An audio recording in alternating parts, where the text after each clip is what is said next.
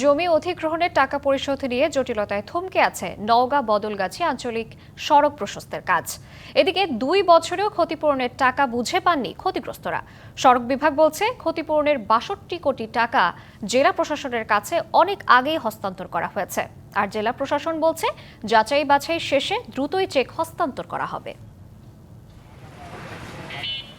নওগাঁ বাদলগাছি আঞ্চলিক সড়ক 2 বছর আগে শুরু হয় এই সড়ক প্রশস্তের কাজ। 110 কোটি টাকা ব্যয়ে 20 কিলোমিটার সড়কের জমি অধিগ্রহণ শেষে বেশিরভাগ অংশের কাজ শেষ হয়েছে। তবে বাদলগাছি উপজেলা সদরে সড়ক প্রশস্তে এখনও শেষ হয়নি অধিগ্রহণ, আর এতে থমকে আছে সড়কের কাজ।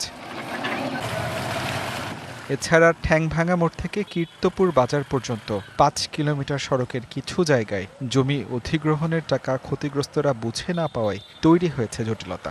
কাজ চলতেছে আমার জানা মতে 2023 সাল থেকে। 2023 গেল, 24 গেল, 25ও প্রায় শেষ হয়ে যাচ্ছে, এখনো রাস্তার কাজ সম্পূর্ণ হচ্ছে না। আমরা এখন আমাদের জায়গা এবং স্থাপনার টাকা পয়সা পাইনি, যার কারণে এরা কাজ করতে পারছে না। সরকার বিল্ডিং নেবে, সাথে আমাদের জমি আছে, জমি নেবে, সমস্যা নেই।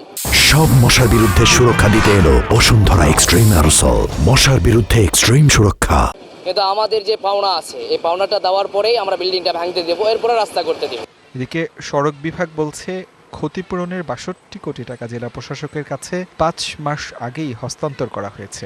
অধিগ্রহণের ক্ষতি পরিমাণ সেই টাকা আমরা 62 কোটি টাকা আমরা ইতিমধ্যে হস্তান্তর করেছি। আর বাকি অন্য একটি প্যাকেজের কাজ প্রাক্কলনের প্রস্তুতের কাজ এখন চলমান রয়েছে।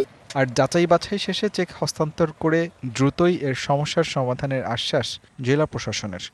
আমরা অন দ্য স্পটে যাব, যার জমি যেখানে অধিগ্রহণ হয়েছে সেখানে দাঁড়িয়ে আমরা স্থানীয় জনসাধারণের উপস্থিতিতে বিতরণ করব। বিশেষ করে মিস পেমেন্ট যাতে না হয়, যার টাকা সেই পেল কিনা, টাকা দেওয়ার সময় কোনো হয়রানি হলো কিনা, আমরা সব বিষয়গুলো জাস্টিফাই করে তারপরে বিতরণ করার সিদ্ধান্ত নিয়েছি।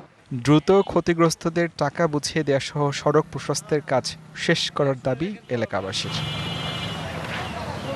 DVC news desk.